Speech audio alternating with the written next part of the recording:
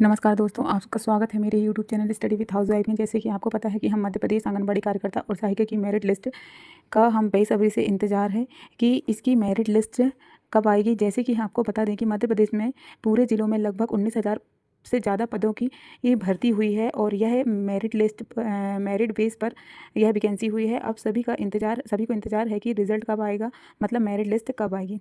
तो उसी के बारे में हम आपको इस वीडियो के माध्यम से हम आपको यहाँ पूरी जानकारी देंगे।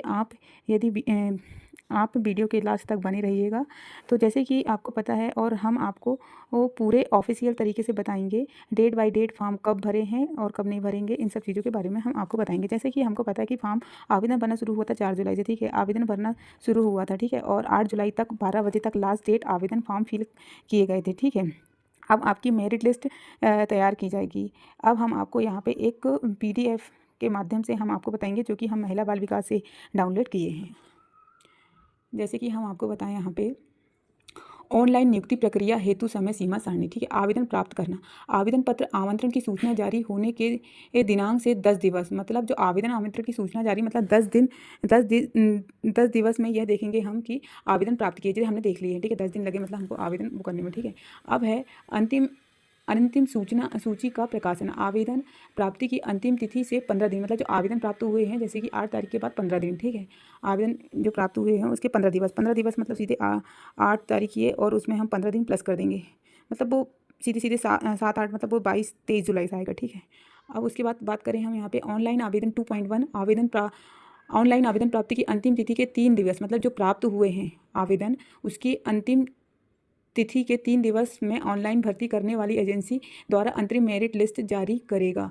मतलब जो आवेदन प्राप्त हुए हैं उसके 3 दिन के अंदर, उसके 3 दिवस में क्या होगा, अंतरिम सूची जारी की जाएगी, ठीक है। मतलब 10 जुलाई, ठीक है, 10 जुलाई तक ये अंतरिम जारी की जाएगी, ठीक है।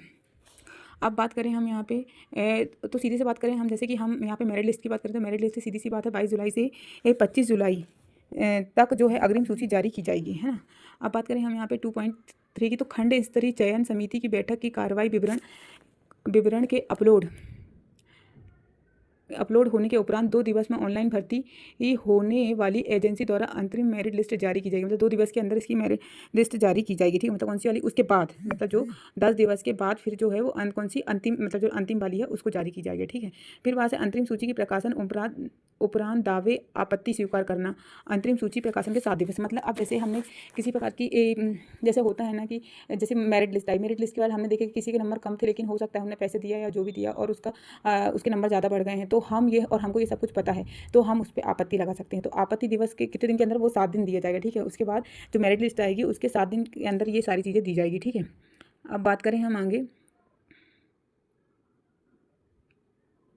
ठीक है। अब बात करेंगे हम यहाँ पे, जैसे कि बोला गया है कि ये दावे आपत्ति निराकरण उपरांत अंतिम सूची का प्रकाशन, मतलब जैसे जो आपत्ति लगा दी है उसके बाद जो दावे आपत्ति प्राप्ति की अंतिम तिथि 12 दिवस के अंदर, मतलब 7 दिन तो वो आपत्ति लगा देंगे, उसके बाद 12 दिवस के अंदर ये सारी चीज़ें जो भी निराकरण करना है उसको 12 दिवस के अंदर कर देंगे।